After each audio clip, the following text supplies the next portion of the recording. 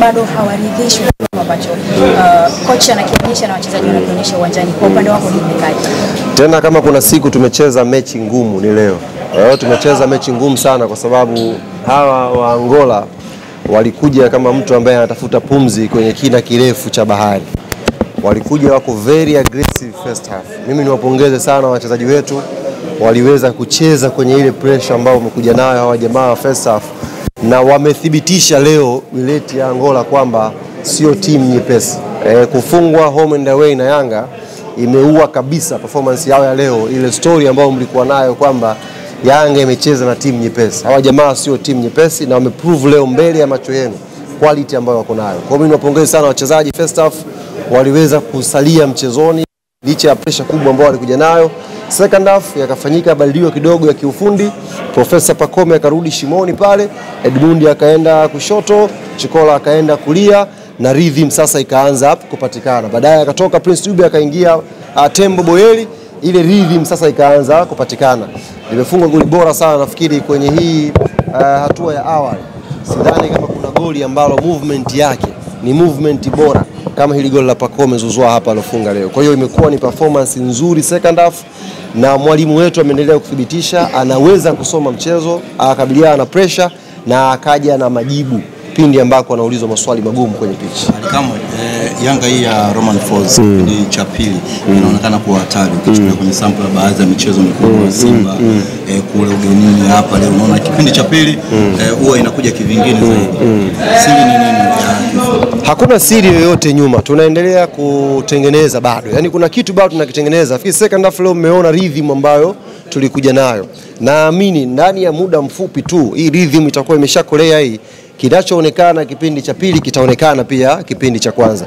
Leo tulikuja na plani ya kufunguka tuweze kumaliza hii mechi mapema, lakini jamaa ndani ya dakika 15 wakatuonyesha kwamba na wao dhamira yao ni kuja kufanya comeback. Sasa unapokuwa unajua mpira, ukishaona timu inacheza namna ile kwa very aggressive na wewe una faida ya goli 3, hauwezi tena kucheza kama kuku ambaye amekatwa kichwa. Lazima upunguze kidogo tempo ya mechi, waache wacheze, pumzi pungue kidogo, alafu second half ndio ufungulie sasa booster. Kwa hiyo second half tumefanya ambacho tulipanga kufanya kipindi cha kwanza, lakini wenzetu wamekuja beta sana, wamecheza vizuri na tuwapongeze kwa siku ya leo. Mfumo ukubali kipindi cha pili. Kipindi cha kwanza tutaka tuonyeshe mfumo, hawa jamaa wakatukabia kwa juu. Wakaja wangu wamekuja wote. Yaani walikuwa wanafuata mpira mmoja watu watatu. Tukasema hapana. Mfumo hata kama umekubali tusionyeshe muda huu. Tukiifungua hii mechi, wakipata goli hawa mechi itakuwa ngumu zaidi. Nafikiri mmeona first half wametengeneza nafasi, moja imekula Besela pale, nyingine Diara kama kacheza nayo cross hivi, walikuwa wako na hatari kweli first half. Tukasema tusicheze kama watu ambao hatuna uzoefu. Turudishe timu chini kwanza, tuwa contain hawa watu, alafu second half tukawaonyesha Young Africans zinafananaje. Kwa hiyo hali hizi taarifa za kwamba coach Romain ataungana na Ruben Amorim na kuwa miongoni mwa kocha ambao usimfananishe kocha wetu na hayo matatizo. Tafadhali. Simfananishe kocha wa Yanga na kocha wa Manchester. Ni watu wawili tofauti kabisa. Wanaweza kufanana rangi, lakini hawawezi kufanana hatima, ndugu yangu. Anayoyapitia Manchester ukifananisha na Yanga, hata mimi unatetemeka. Manchester hawezi kufanana na Yanga, ndugu yangu. Sisi tuna rhythm yetu inakwenda na inaonekana kwamba kuna kitu tunakitafuta. Kimsingi leo kocha bado yupo. Malizia bado yupo sana. Sio bado yupo sana. Kuna kitu tunakitengeneza na naamini inshallah mnachokiona second half. Na leo hawa jamaa mimi ninachofurahia hawa leo wamethibitisha kwa ambao mlikuwa mnasema Yanga amefunga kibonde. Hawa sio vibonde, hawa jamaa wana hatari. Ni timu ambayo ina quality kubwa. Walionyesha hapa namna ambavyo wamekuja kutaka kupindua meza. Tungekuwa hatuna uzoefu, tunakwenda kwa pressure ya mashabiki, tukafungua ile mechi kipindi cha kwanza. Sasa hizi tulikuwa tunazungumza vitu vingine hapa. Tulikuwa tunazungumza vitu vingine kabisa, lakini tunazungumza hapa clean sheet ya ngapi kocha anapata? Sio ya 5, sio ya 6. Mfululizo hatujaruhusu goli, tumepata kamba nyingine 2.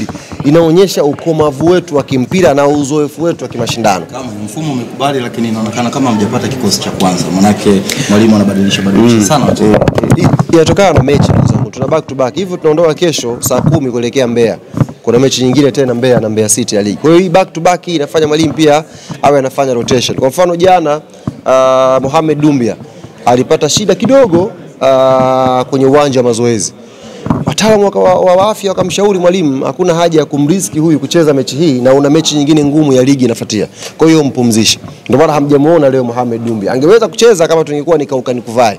Lakini tuna squad pana na mwalimu anajaribu kuadapt mazingira haya ya rotation na hizi mechi tuweze kupata matokeo mazuri. Jambo la msingi ni kwamba tunafanya rotation na watu wanalia. Tunafanya rotation na watu wanaumia. Kulikuwa kuna tetesi za Aucho kurejea Januari kwa maana ya kwamba pengo lake imekuwa ni ngumu kuzibika. Kwa hiyo anachokionyesha Azizi ya Ndambwile ni wazi kwamba pengo limezibika. Kwanza anarudia tena. Aucho ni legend wa Young African Sports Club. Ni gwiji wa klabu yetu. Amefanya mazuri na ni nembo nzuri ya klabu yetu. Aucho tayari ni mchezaji wa Singida Black Stars. Yanga tayari na viungo wake wa chini kwenye timu yetu. Huo mpango haupo. Mpaka ninapozungumza na nyinyi hapa hakuna hata mtu mmoja hata aliyewaza kwa kimya kimya akamwambia mwenzake.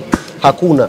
Tunao viungo wetu, tunaendelea kuwaamini na tunaamini kama tulivyoanza kumwamini Khalid Aucho wakati anakuja, tukampa nafasi na akaondoka akiwa moja ya viungo bora kwenye ligi yetu. Tunaamini na hawa ambao tunawapa nafasi inshallah wataondoka wakiwa ni miongoni mwa viungo bora kwenye klabu yetu. Hali mara kadhaa umekuwa ukikiri kwamba yale ambayo yanazungumzwa kwa wachezaji mabaya umekuwa ukiwafikishia.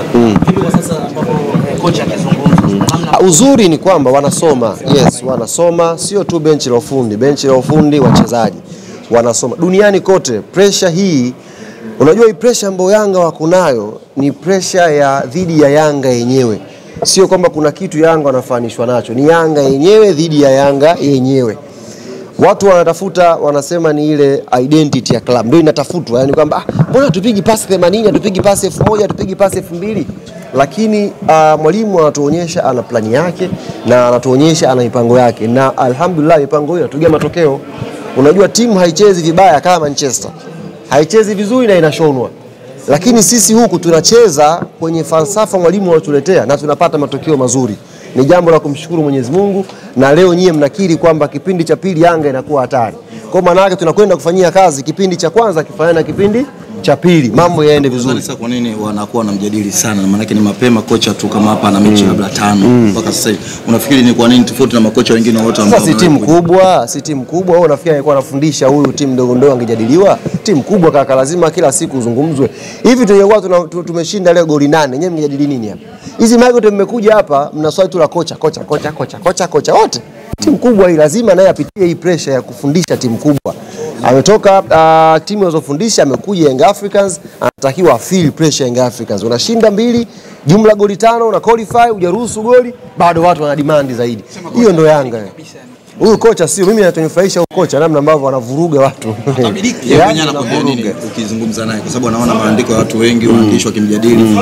Wewe ukizungumza naye kitu gani ambacho anaweza kusema? Yeye anaendelea na maandalizi yake, anaendelea na mipango yake, na tunaamini inshallah tutachanganya tu. Mambo yatakuwa sawa. Wala hakuna haja ya kuwa na pressure. Kwa hiyo